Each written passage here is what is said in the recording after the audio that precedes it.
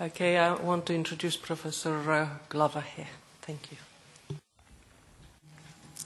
Thank you very much, Elizabeth, and I'm absolutely delighted to be here and to join you on this European Gender Summit. And Elizabeth asked me if I would tell you a little bit about the role that I have as Chief Scientific Advisor to President Barroso. So I'm the first Chief Scientific Advisor to President Barroso, and the first question you could ask is, why have a Chief Scientific Advisor? And President Barroso said that he thinks that research and innovation are central to Europe's successful future. And as such, he wants to have a Chief Scientific Advisor so that there's an obvious voice for science in amongst all those other advisory roles that will inform him. So, to be honest, mainly if I look round the room, if he's being advised, I'm looking at economists. But now there is the voice of science in the room, and I want you to believe me that it is a noisy voice, and so it's a voice that's heard. So what do I do? Well, the first thing that I would do is that I would offer advice to President Barroso on issues that may be concerning him, so he would request advice on key issues. And in addition to that, I will give him advice on things that he doesn't necessarily want to hear about in science, engineering and technology, and some other things if I can get away with it. So I think that that's important so that I'm both reactive and proactive. And this is important because for Europe, I firmly believe that science, engineering and technology, that is the key for us in Europe for our future success. And I just want to remind you all that the quality and the impact of the research that we do in Europe is second to none. We're terribly modest about our achievement, but we shouldn't be. What we do is outstanding. And I've said on a number of occasions, if I ask you or I go out to the street and I say, tell me the name of the best space agency in the world, then people will say to me, that must be NASA. It's ESA, it's the European Space Agency, by a whole number of measures. Who discovered potentially the Higgs boson, so the fundamental nature of matter? European leadership at CERN. Couldn't be done by any member state, and it couldn't be done by any other country in the world. It's a European collaboration, a real European flavour being led from here. The production of energy through nuclear fusion, European leadership. It's amazing what we can do when we collaborate. So my job is to try and increase the profile of science in everything that the Commission does. And not just the Commission, but also in member states.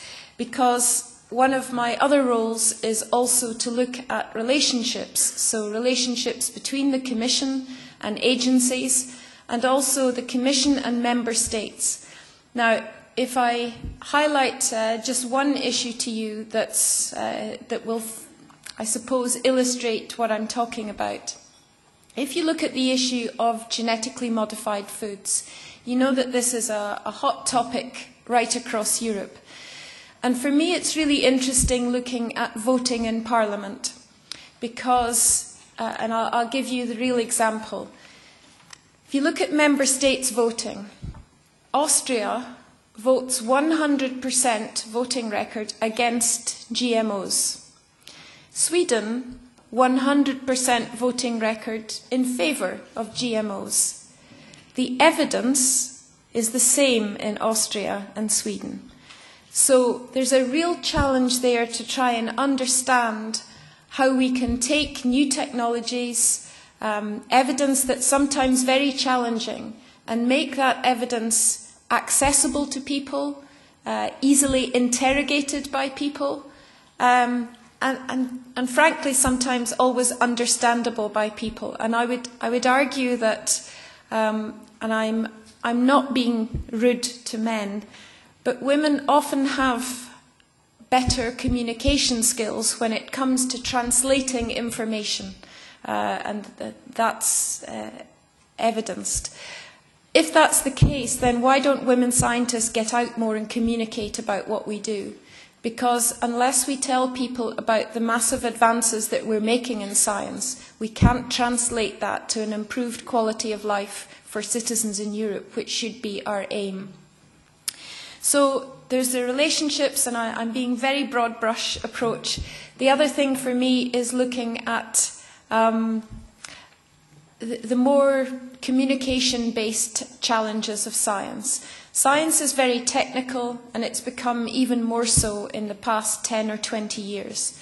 So it's very difficult when you, for example, if I take myself, when I went to university, I could talk about science and literature and sculpture and music and poetry. And then I went to university and studied biochemistry. And after 4 years, I came out speaking biochemistry. And very few people could understand me except other biochemists. And it took me a long time to learn to speak English and other cultural languages after that. And it's something that we need to remind ourselves about, because if we can't speak to people about what we do, there's no point in doing it.